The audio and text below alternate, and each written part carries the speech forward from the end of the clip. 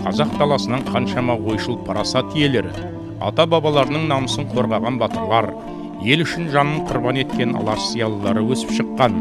Солардың бірі бірбеткей жаратылыс иесі, ұстанымы өзгермейтін алашордашы, жерлесіміз Сәлімгерей Қаратілеуов. Өткен ғасырдың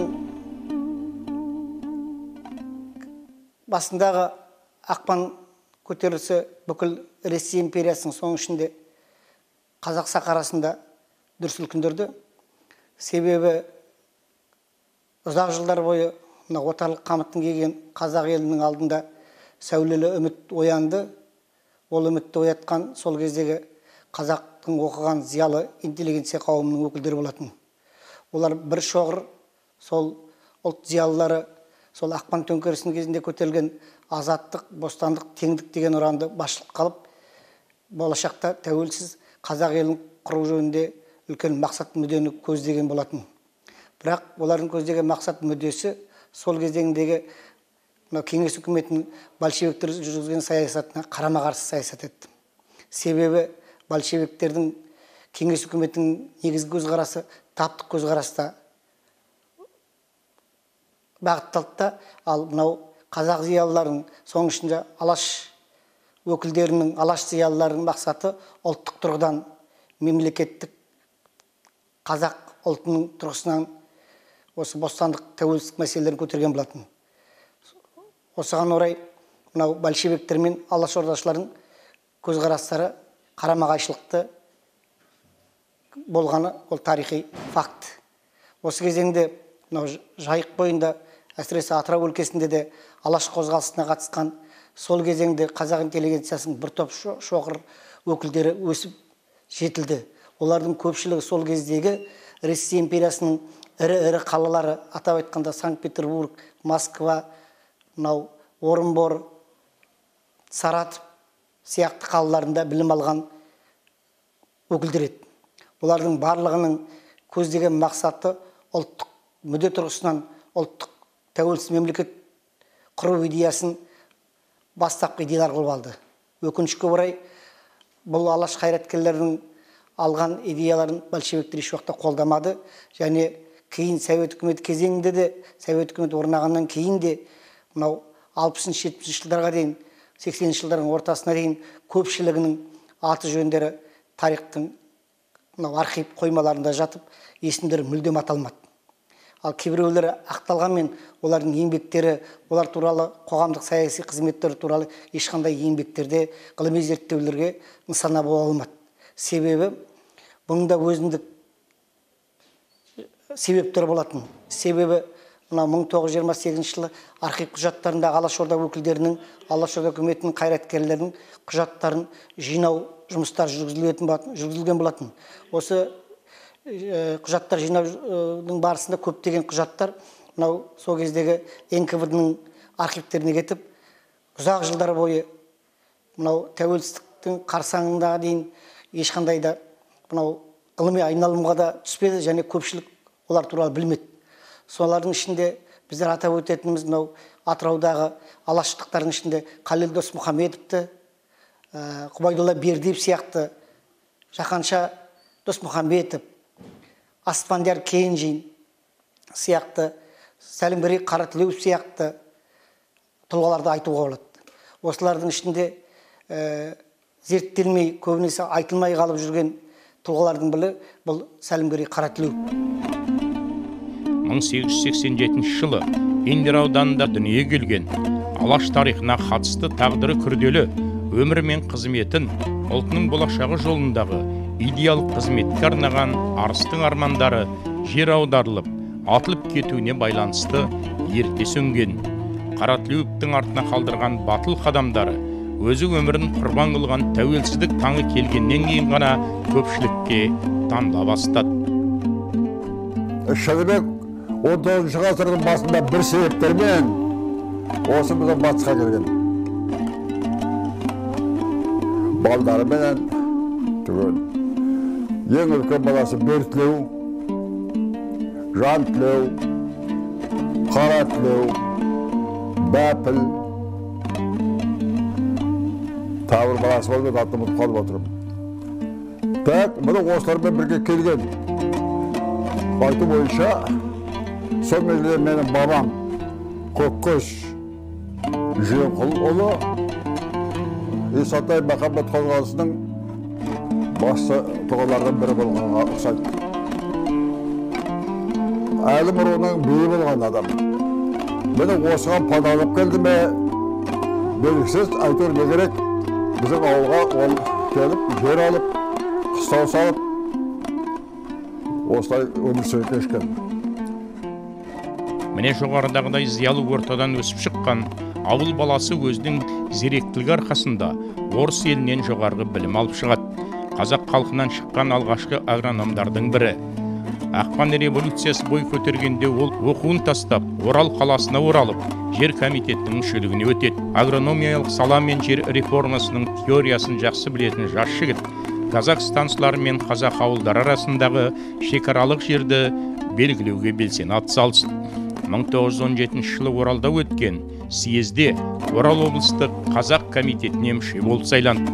Сәкен Сайфуллиннің «Тар жол тайғақ кешу» романына енген 1918 жылы 18 ақпанда өткен Қаратөбе съезі қатынасушы Жаһанша Досмұхамбетов, Қалел Досмұхамбетов, Аспандияр Кенжин, Нұрғали Ипағамбетовтер тағы басқалай қазақтың зиялылары арасында сәлімгерей де болған болатын. Сөйтіп жас жігіттің бойындағы еркіндік жолындағы қайрат пен намыс оты одан әрі алаулай түсті. Шындығына келгенде Сәлімгерей Қаратілеуов Алашорданың белсенді мүшелерінің бірі.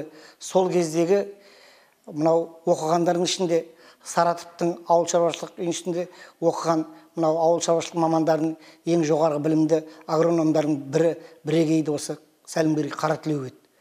1917 жылға мынау ақпан көтерілісінен кейін Алаш қозғалысына белсенді араласқан, Оралға келіп қоғамдық саяси қызметін бастаған кезеңі осы 17 жылдан басталады.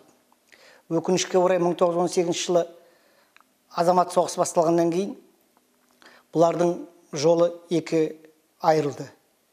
Кейін мынау азамат соғыс кезеңдерінде Сәлімгерей Қаратілеуов Орал жағына қарай, мына Оралдың Торғайға қарай, Торғай Алашорда бөлімшесіне кетіп, сонда Қостанай маңындағы ұрыстарға қатысады. Осы жерде жүріп, ол Алаш отрядына басшылық жасайды. Сол Алаш отрядына, Алаш әскеріне азық-түлікпен қамту, оған жігіттерді жинау сияқты елеулі қызметтерін атқарды. Осы кезеңде мынау 1919 жылы Амангелді Батырдың қапыл өліміне байланысты Сәлімгерей Қаратілеуовты кінәлау Аспандияр Кенжинмен бірге кінәлау басымдыққа ие болды. Өкініштісі сол, кеңес үкіметі 1920 жылы алашордашылықтардың барлығына кешірім бергенмен, бұлардың барлығы сол кезеңде партиялық бақылауда болды, қатаң. Себебі қоғамдық саяси көзқарастары шынына келгенде ұлттық мүддені көздеген бұл тұлғаларға кеңес үкіметі кең көсіліп жұмыс жасауына да кедергі келтірді. Кедергі келтірген себебінің аяқтайтын құжаттардың бірі, бұл кісі 3 рет партия қатарынан шығарып, 3 рет қабылданған. Әсіресе 1926 жылғы партиялық тазалау кезеңінде, мынау алаштық кезеңіндегі өмір деректер оған кедергі келтіріп. Бірақ шынына келгенде, мынау қай архивте болмасын, Алматының орталық мемлекеттік архивінде болмасын, Қазақстан Республика президентінің архивінде болмасын, Сәлімгерей Қаратілеуовтың тікелей Амангелді өліміне қатысты туралы құжаттар күні бүгінге дейін жоқ. Ол сол кездегі мынау Амангелді туған туысқандары, қалай берді сол көтеріліске қатысқандар, мына Мирзаянға жазған, сол кездегі Қазақстанның бірінші хатшысы Мирзаянға жазған хатында, осы бірнеше адамдардың қатарында Амангелді өліміне кінәлайтын Сәлімгерей Қаратілеуовты кінәлайды. Бірақ бағана айтылғандай, оның Амангелді өліміне қатысты тікелей құжаттар табылған жоқ.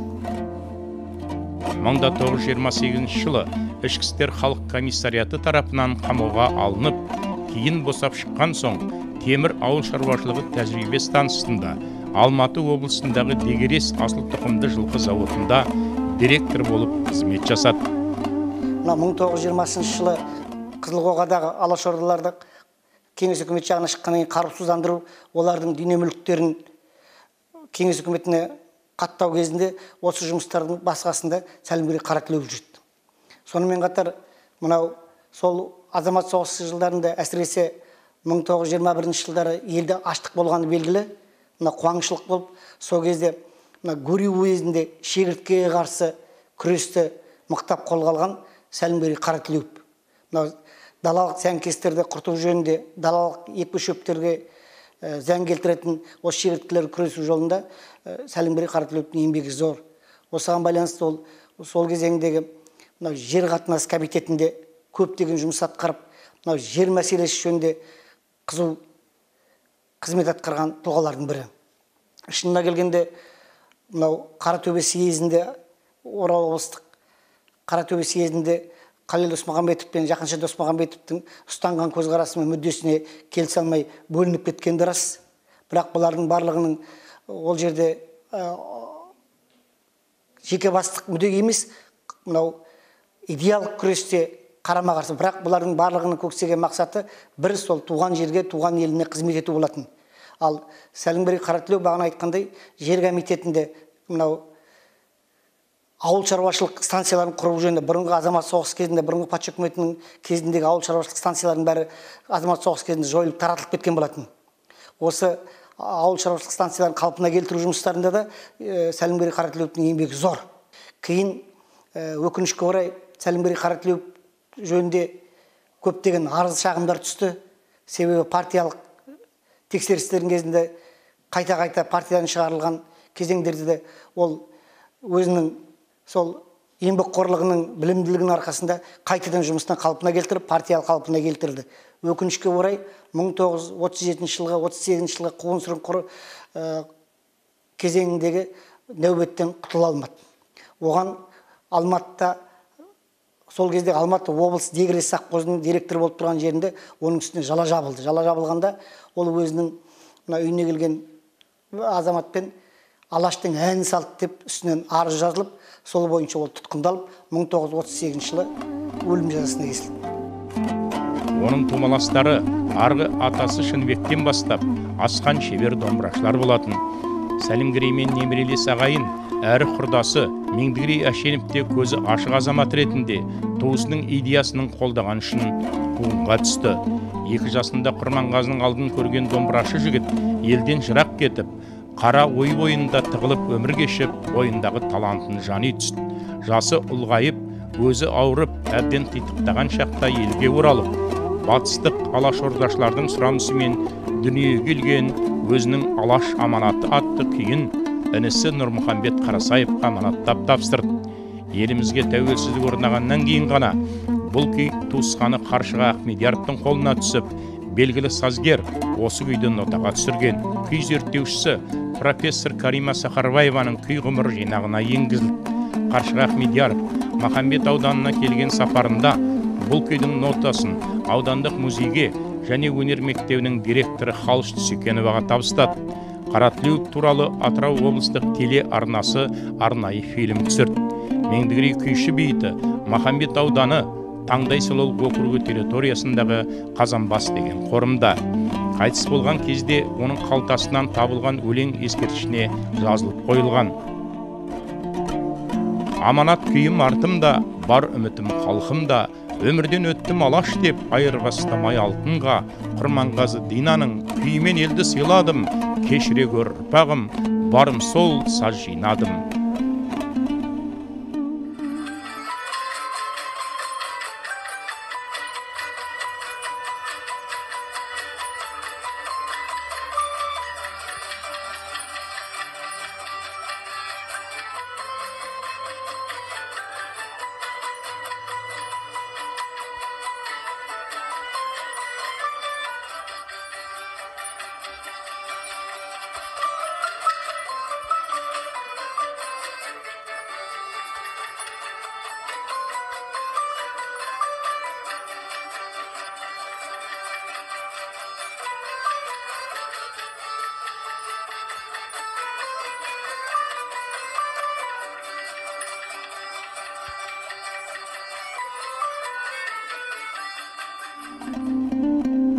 Ендігі естелік Сәлімгерейдей қайраткердің ұрпағы хақында. Алаш қайраткері Ресей елінде жүріп, Анна Семеновна деген орыс қызымен отау құрып, одан Әлімгерей және Сара деген ұрпақтар дүниеге келді. Әлімгерей Ұлы Отан соғысы жылдарында Мәскеуді қорғауда қаза тапқан. Әлімгерей де, Сара да Алматы политехникалық институтын бітірген жоғарғы білімді мамандар еді. Әлімгерейден туған жалғыз ұл халық жауы ұрпағы сөзінен қашқақтап, өз ныспысын Гермоген Каратлеп деп өзгертіп, Қырғызстан еліне өтіп кеткен. Ұрпақтары сол көршілес елде ғұмыр кешуде. Алаш ордашылардың бел ортасынан орын алған қажырлы қайраткер Қаратлеуов туралы алаштанушы ғалым Мақсат Тәжімұрат Қалел Досмұхамбетов атындағы Атырау мемлекеттік университетінің профессоры, тарих ғылымдарының докторы Аққали Ахмет көп жылдан бері зерттеулер жүргізіп келеді. Ұлт болашағы жолында айбындылық танытып, алаш орда көсемдерінің бірі атанған Сәлімгерей Қаратлеуовтың есімін ұлықтау алдағы күндердің үлесінде.